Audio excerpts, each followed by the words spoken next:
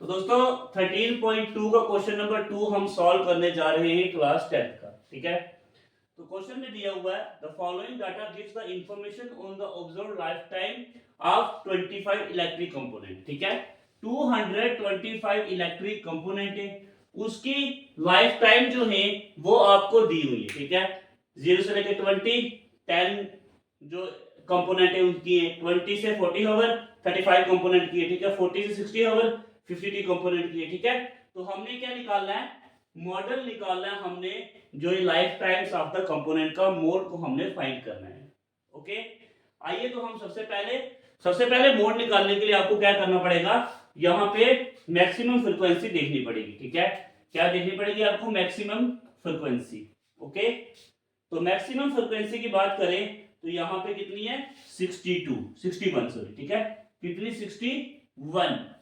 उसके बाद जो मॉडल क्लास होगी वो हमारी कौन सी होगी, जो हमारी मैक्सिमम फ्रीक्वेंसी है उसी के साथ वाली क्लास हमारी मॉडल क्लास होगी। ठीक है, तो मॉडल क्लास क्या है हमारी, 6280। ओके, तो अब हम यहाँ पे फार्मूला लिखते हैं मोड का। ठीक है, मोड का फार्मूला क्या होता है दोस्तों, हमने पहले भी डिस्कस किया था, L plus F1 minus F0 upon में 2F1 minus F0 minus F2 multiply में H। ठीक है, ये हमारा फार्मूला होता है मोड का। सबसे पहले जो हमारी मैक्सिमम फ्रीक्वेंसी है वो हो जाएगी हमारी F1।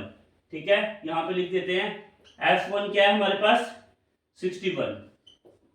ठीक है, तो इसके ऊपर वाला क्या हो जाएगा, F0, तो इसके ऊपर 52 है तो यहाँ पे आ जाएगा 52 एंड डाउन 38, ये हो जाएगा हमारा F2 कितना, 38। और हमें क्या चाहिए, हमें चाहिए L, तो L हमारे पास है कितना है, लोअर लिमिट कितनी है हमारे पास 60, तो यहाँ पे आ जाएगी 60।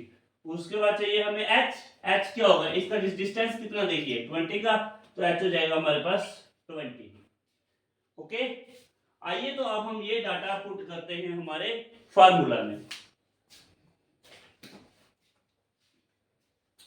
तो देखिए सबसे पहले क्या था हमारे पास,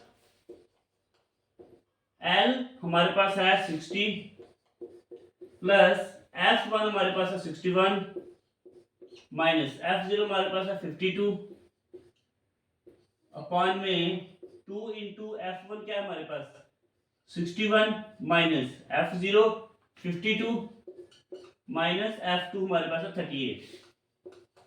ठीक है, मल्टीप्लाई में H। ओके, तो उसके बाद देखिए यहां तक आपको समझ में आया।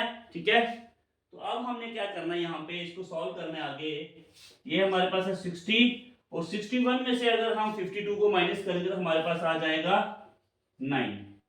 ठीक है, 61 को अगर 2 से मल्टीप्लाई करेंगे तो आ जाएगा 122 माइनस, अगर इन दोनों को हम ऐड करते हैं 38 और 52 को अगर हम ऐड करेंगे तो हमारे पास आ जाएगा माइनस का 90।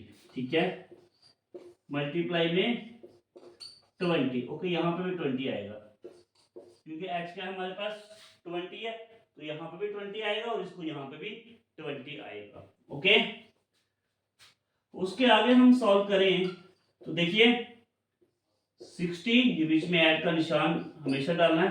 ओके, तो 9 और 20 को अगर हम मल्टीप्लाई करते हैं तो क्या आ जाता है 180, कितना आ जाएगा 180। ओके, तो डिवाइड में 122 को अगर माइनस करेंगे 90 से तो हमारे पास आ जाएगा 32, कितना 32। ठीक है, तो इसमें आप ब्रैकेट नहीं डालिएगा। ओके, यहां तक समझ में आया, 60 प्लस 180 कहां से आया, 90 को 2 से करेंगे तो 180 आ जाएगा, 122 को 90 से माइनस करेंगे तो 32 आ जाएगा। ओके, उसके बाद ये 4 के टेबल में 32 आता है। ओके, 4 8 32, और उसको अगर 4 को अगर हम 45 से मल्टीप्लाई करेंगे तो 180 आ जाएगा। Okay,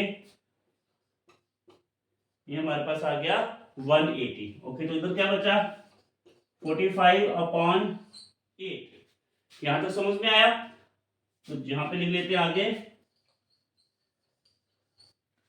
60 plus 45 upon 8। अगर हम 8 को तो 45 को अगर हम डिवाइड करते तो हमारा आ जाएगा 5.625, ठीक है।